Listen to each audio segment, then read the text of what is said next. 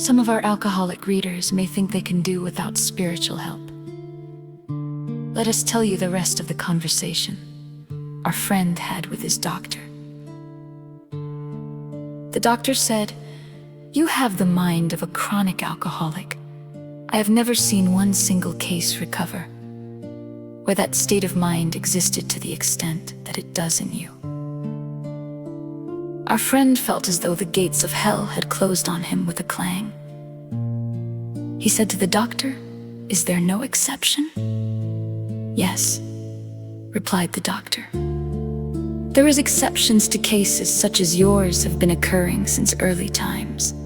Here and there, once in a while, alcoholics have had what are called vital spiritual experiences. To me, these occurrences are phenomena. They appear to be in the nature of huge emotional displacements and rearrangements. Ideas, emotions, and attitudes, which were once the guiding forces of the lives of these men, are suddenly cast to one side, and a completely new set of conceptions and motives begin to dominate them. In fact, I have been trying to produce some such emotional rearrangement within you. With many individuals, the methods which I employed are successful, but I have never been successful with an alcoholic of your description."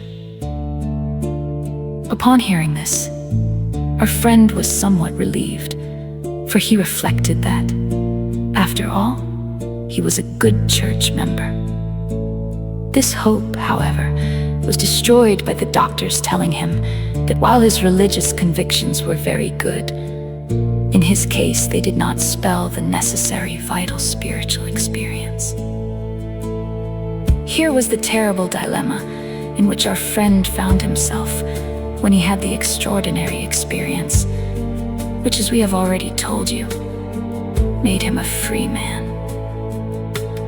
We, in our turn, sought the same escape with all the desperation of drowning men.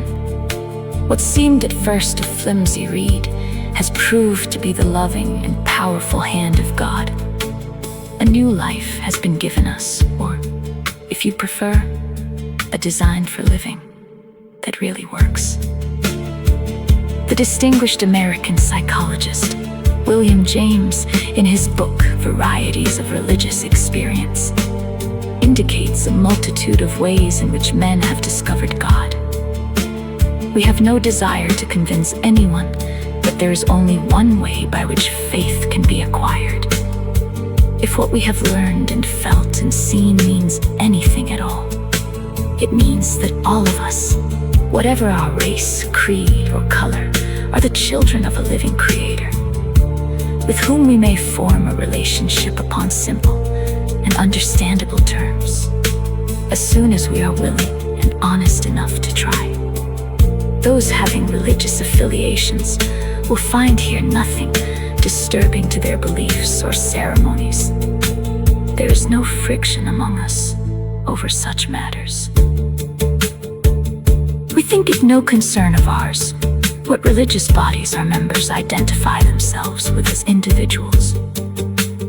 This should be an entirely personal affair, which each one decides for himself in the light of past associations or his present choice.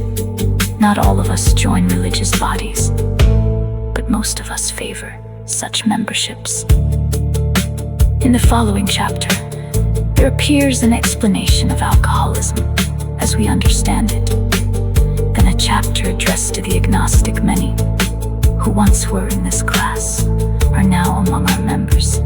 Surprisingly enough, we find such convictions no great obstacle to a spiritual experience. Further on, clear-cut directions are given showing how we recovered. These are followed by 42 personal experiences. Each individual in the personal stories describes in his own language and from his own point of view the way he established his relationship with God. These give a fair cross-section of our membership and a clear-cut idea of what has actually happened in